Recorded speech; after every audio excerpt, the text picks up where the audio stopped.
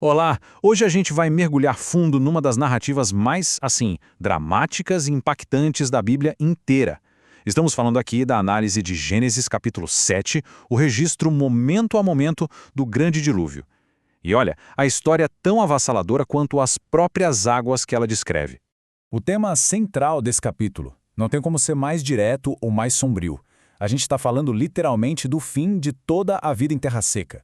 E não é só a história de uma grande enchente, não. É a crônica de um evento em escala, cósmica, que apaga e redefine o mundo como ele era. Tudo começa com uma instrução final. Um comando que bota para rodar o clímax de anos e anos de preparação. A partir daqui, a contagem regressiva já tinha começado.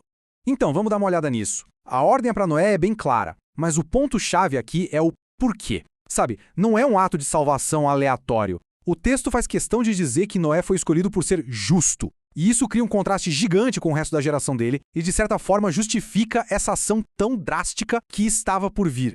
E o prazo é super curto, só 7 dias. Pensa na urgência. 7 dias para organizar o que foi basicamente a maior operação de resgate da história, antes que a catástrofe começasse. A consequência disso é absoluta. E a palavra usada é muito forte: exterminarei. O texto não deixa nenhuma dúvida de que se trata de apagar por completo toda a criação terrestre. É tipo um reset total. Ok, agora a gente sai da ordem e vai para a ação. É nesse momento que a arca se transforma no último refúgio, a única chance de a vida na Terra continuar.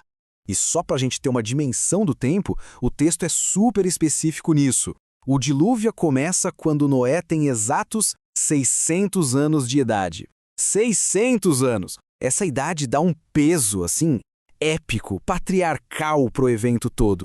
Agora, uma coisa super interessante aqui é a diferença na logística dos animais. Não era só um casal de cada bicho. O texto diz que eram 7 pares dos animais limpos e só um par dos imundos. E essa diferença é crucial, não só para preservar as espécies, mas também já pensando lá na frente nos rituais e sacrifícios que seriam necessários para recomeçar tudo depois do dilúvio, ou seja, já aponta para um futuro pós-catástrofe.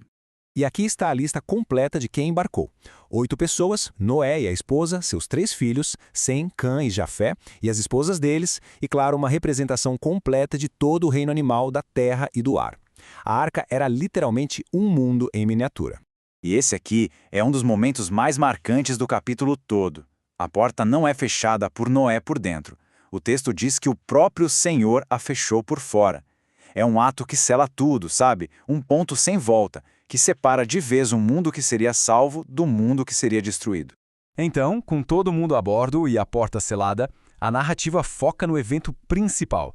A fúria das águas finalmente é liberada sobre o planeta. É impressionante como o texto descreve que o cataclismo veio de 2 lados. A água não veio só de cima como chuva. A inundação veio de 2 direções ao mesmo tempo. De baixo, com as fontes do grande abismo se rompendo, e de cima, com as comportas do céu se abrindo. É como se a própria ordem da criação estivesse sendo desfeita. E para a gente entender a escala de tempo disso tudo, vamos organizar os períodos-chave. Primeiro, foram 7 dias de espera silenciosa dentro da arca. Depois, 40 dias e 40 noites de chuva que não parava. Mas, olha só, mesmo depois que a chuva parou, as águas continuaram subindo e dominando a terra por um total de 150 dias. Depois dessa fase inicial, o capítulo descreve como o planeta ficou. Um mundo em silêncio, completamente coberto por água.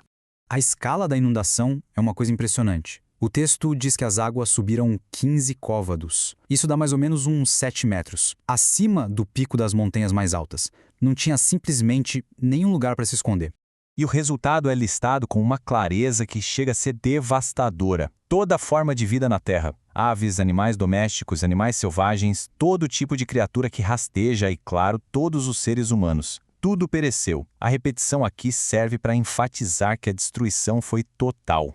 E aí, depois dessa lista enorme de tudo que foi perdido, o texto joga com um contraste muito forte. Depois de descrever o fim de absolutamente tudo, a frase se resume a essa solidão, a esse único remanescente. A gente chega, então, no final do capítulo, uma parte que fala sobre sobrevivência e silêncio. A narrativa se encerra com essa imagem muito poderosa, a arca ali flutuando sobre o fim do mundo, uma sobrevivência solitária num planeta totalmente transformado. Enquanto o mundo lá embaixo era desfeito, a arca flutuava. Essa imagem simples de que ela vogava sobre as águas captura toda a essência da sobrevivência. A arca não tinha controle do seu destino. Ela simplesmente resistia, sendo levada pelas mesmas águas que destruíram todo o resto. E assim que Gênesis 7 termina, deixando a gente com essa imagem, o fim completo de um mundo e a sobrevivência solitária de outro. E a pergunta que fica pairando no ar nesse silêncio de um planeta submerso é: será que esse fim tão absoluto poderia de alguma forma ser também um novo começo?